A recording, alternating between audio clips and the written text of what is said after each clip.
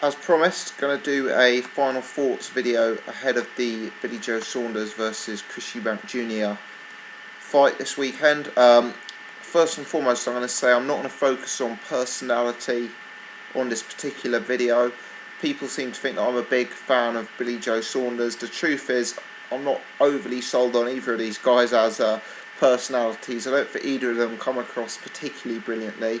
I have been a fan of Billy Joe Saunders in the past from a pure boxing perspective, but I'm not a mate of his. I'm not a sort of a fan of his personality or anything like that, and I just want to make that clear. It's not going to be the focus of the video. The video today, I'm going to talk about opponents both of them have faced, their power, their size, their durability, their stamina, and their styles ahead of this fight. So, taking those one at a time, the first category of 6 was level of opposition that both guys have faced. Billy Joe Saunders, for me, clearly wins this category. I don't necessarily feel that there's going to be too much controversy behind that. Just briefly, Saunders has taken on a string of unbeaten opponents. Spike O'Sullivan, who we saw win in devastating fashion on a matchroom so recently. The unbeaten Emmanuel Blandamera, the unbeaten matchroom prospect John Ryder, as well as others like Nick Blackwell, Jared Fletcher. I mean, that's 5 just off the top of my head. Fletcher went on to fight for a world title. Chris Eubank Jr. hasn't fought anyone of the level of those 5. In fact, Chris Eubank Jr. has never fought anyone who's unbeaten. But that's an example of Billy Joe Saunders fighting 5 genuine middleweights, 3 of whom were unbeaten at the time of the fight. 4 of whom were unbeaten at the time of the fight, 1 of whom's fought for a world title since. So Billy Joe certainly operated at a higher level. In terms of Chris Eubank Jr., I think the worrying thing about the opposition he's been in with is not only the level of opposition. I think his best win is probably against Frankie Borg, who isn't really, he isn't listed in BoxRec's top 100 middleweights, which tells its own story. But the opposition he's been in with has not only been inferior, it's also been smaller guys. So example would be his last fight, he fought a German contender who's next out fighting at welterweight. Now we know Chris Eubank Jr. is quite a big guy at middleweight, and for me it's a concern that his record is being padded when he's a large middleweight fighting welterweights. You know, even some of the bigger wins on his CV, the likes of Bradley Price, Tyan Booth, you know, these guys really are sort of career light middleweights. So I think it's not only that Chris Eubank Jr. has been in with a lesser standard of opposition, but also he's been with a much smaller level of man. Like, he's just been fighting guys from lower weight divisions. He's never fought on someone who's unbeaten, and I do really think it would have been advantageous if he'd had like a sort of English level fight ahead of fighting Billy Joe Saunders. You know, a sort of Nick Blackwell or a John Ryder, sort of English, British level guys, tough, durable, coming to the ring with desire. I think he's somehow jumping straight in from League 2 level opposition straight to a real competitive class against Billy Joe Saunders. So I think in terms of level of opposition, Billy Joe wins. I think in terms of size of opposition, Billy Joe also wins, and I think that experience could prove relevant on the night. So in terms of opposition, definitely full marks to Billy Joe Saunders on this one. In terms of power, now a lot is made of Chris Eubank Jr.'s power. I'll talk about that in just a moment. Let's talk about Billy Joe Saunders first. Now I would agree Billy Joe Saunders is not a power puncher. He's not a Gennady Golovkin style power puncher. He really isn't, and I'm not going to sit here and make a case that he is. Having said that, there's some suggestion on his record, and let's bear in mind that his record's been forged facing a much more capable, a much bigger level of opposition than Eubank Jr. has been in against. But Billy Joe Saunders KO'd Jared Fletcher in the second round of their fight. The same Jared Fletcher who went on to fight for a world title against Danny Jacobs. He went further with Jacobs in that fight than he did with Billy Joe. Billy Joe also KO'd the unbeaten Emmanuel Blandamera in 8. If we look further down his record when he was fighting journeyman, Billy Joe was knocking guys out in 1 round, 2 rounds, regularly.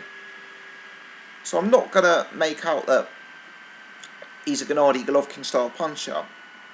I don't expect him to knock Chris Eubank Jr. out, but he does carry some threat. You know, he's got the capability to overwhelm opponents, to wear opponents down, and to hurt people. He really does. And these are people like Jared Fletcher, who are world title level fighters, who certainly have been. These are guys who are genuine 160 pounders who he's hurting.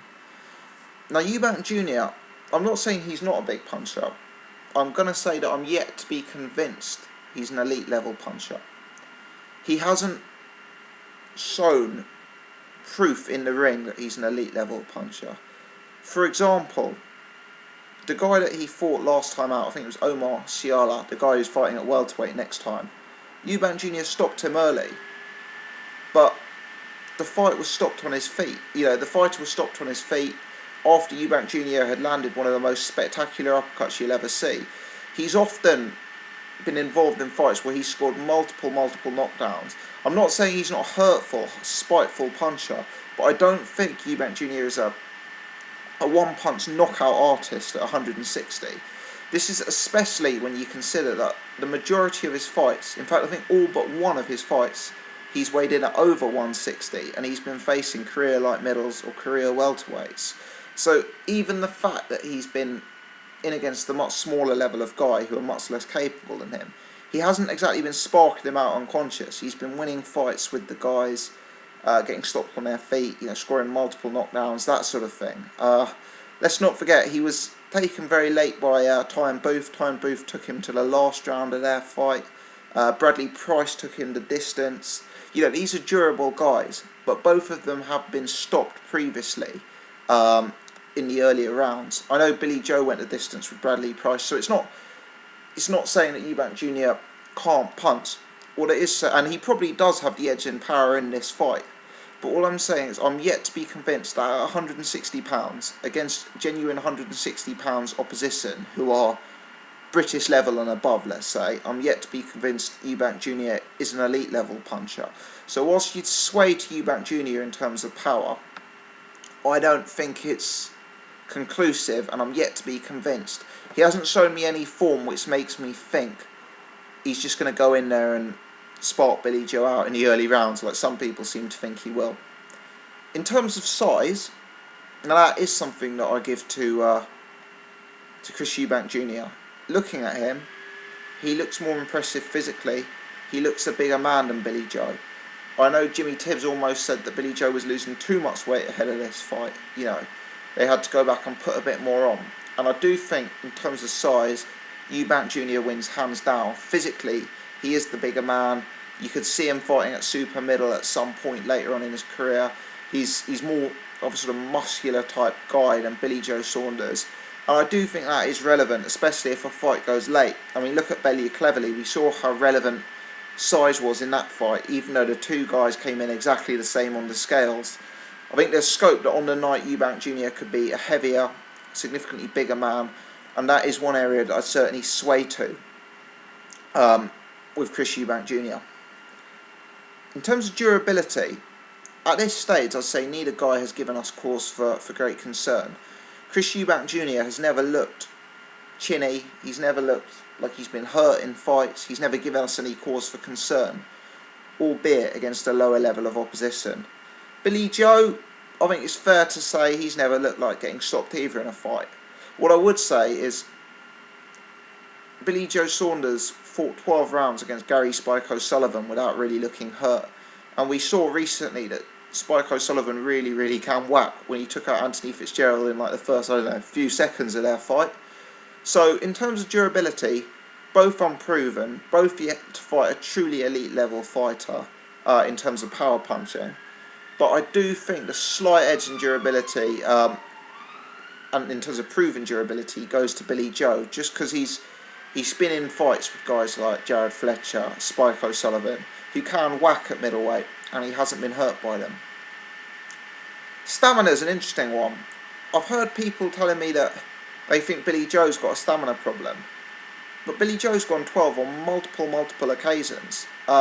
He's not the kind of fighter who relies purely on punching power, so he's shown an ability to go late in tough fights. You know, the John Ryder fight was a tough fight, and I know Billy Joe did look tired at stages, but he got through it, went to 12. He's now in better shape. He's taken away. He's had the best training camp in his life abroad in Marbella. He looks like he's carrying less fat on him visibly. There's no reason to doubt what he's saying, that he's in the shape of his life and he's fitter than ever. So the fact that he's gone 12 in the past when he hasn't been in good a shape suggests to me that he should be able to get 12 rounds, 12 good rounds here. I don't have stamina concerns over Billy Joe. Eubank has also never given us stamina concerns, but it is on the back of my mind that the guy's never been beyond 8 rounds, and he's also never been in a truly competitive fight. I mean, Saunders Eubank was a competitive fight, real hard fought 12 rounds. Eubank hasn't shown me anything, he hasn't been in a fight like that, and that's when you really get a test of someone's stamina. I think it's easy to look like you don't have stamina problems when you're fighting 8-rounders against smaller opposition who can't hurt you, but I would say Eubank, whilst he looks good, it's hard to say his stamina is 100% guaranteed, because it never is until you see someone in a hard 12 rounds. So again, like durability and stamina, both fighters, it's hard to give one the edge because we just don't know the extent of Eubank Jr.'s attributes in those areas. But you'd have to go for Billy Joe just on sort of proof. Stylistically, how the fight will break down. To me, Chris Eubank Jr. looks like a dangerous fighter when he's allowed to dictate things on his front foot, when he's allowed to come forward, when he's allowed to throw hard combination punches. He looks very good when he's allowed to do that. When I've watched his sparring, I think he is not a complete fighter on his back foot and defensively. He is hittable. I don't think Billy Joe's going to have the power to sort of blast him out of there, but he is a hittable guy, and he's best when he's got an opponent up against the ropes and sort of allowed to dominate. This is how I think the fight will go stylistically, as Eubank will be trying to impose those kind of tactics on Billy Joe, whereas I think Saunders will try and implement back foot boxing tactics, using advanced movement, that amateur pedigree he has coming to the fore, that technical ability he has coming to the fore, and sort of fighting on his back foot, using a lot of movement, trying to frustrate Chris Eubank Jr. Not standing in front of Chris Eubank Jr. and getting sucked into a war, not allow Chris Eubank Jr. to throw those powerful combinations. I think Billy Joe Saunders will dance, I think he'll use his jab, I think he'll be elusive, and he'll try and frustrate Eubank Jr. It is one of those situations where I think Eubank Jr. is the fighter who's probably more likely to win by stoppage, and I think Billy Joe is the fighter more likely to win on points. I think overall, stylistically, I'd have to go with Billy Joe, just because I think Eubank's lack of a quality opposition hasn't given him, and I know he's had it in sparring, but it's different in sparring, he hasn't been in with a genuine 160 fighter, with advanced movement, with advanced amateur pedigree, who's asked him the questions that Billy Joe is going to ask him. Even the fighting with Carl Frotz and stuff, that's absolutely great. I know he's been sparring heavyweights, he's been sparring Carl Frotz, that is wonderful, but these guys won't prepare him in ring for the sort of footwork, movement and technical skills that Billy Joe is going to bring to the ring, and the sort of questions that will arise from that. Assuming Eubank Jr.'s stamina holds up, I don't think Billy Joe will get the stoppage, because I don't think he's a hard puncher. But as I've already mentioned, I think Billy Joe can whack a little bit, and I think if there's any scope for Chris Eubank Jr. getting tired in rounds 9, 10, 11 and 12, where he hasn't been before, I think Billy Joe, whilst not a massive puncher, has proven a capability of getting opposition out of there. For Chris Eubank Jr. to win, for a start, he's going to need to prove that he's a lot better than a John Ryder or a Nick Blackwell, which he hasn't done yet in a professional ring. He's looked better than them, but he hasn't proven it against the opposition. He's going to have to dominate, he's going to have to push Billy Joe back, he's going to have to cut down the ring, get him into the corners, get him up against the ropes and land power shots. Alternatively, he could try and drag Billy Joe into a centre of the ring war, barroom brawl style fight, If that happens, the advantage is with Chris Eubank Jr. If Billy Joe's on the ropes or in the corner, the advantage is with Chris Eubank Jr. But if the fight goes as I expect it to, and styles make fights, let's not forget that, Billy Joe's going to be on his back foot. He's going to negate the sort of come forward aggression of Chris Eubank Jr. We're not going to see Chris Eubank Jr. landing as many shots as he's used to. We're not going to be able to see him setting his feet and throwing combinations. We're going to see him chasing Billy Joe, failing to cut down the ring in my opinion, and getting peppered with the jab on the back foot. I suspect a long, frustrating night for Chris Eubank Jr. I think he will have spells, and I don't think he's going to get knocked out. I think he's a tough guy in a big middleweight, but I think Billy Joe will win this fight on points. I really rate Billy Joe in terms of his boxing pedigree and amateur background, even if he is dislikable at times. And I'm going to be totally honest in that I see Billy Joe as a real genuine top 10 middleweight with the victories he's had.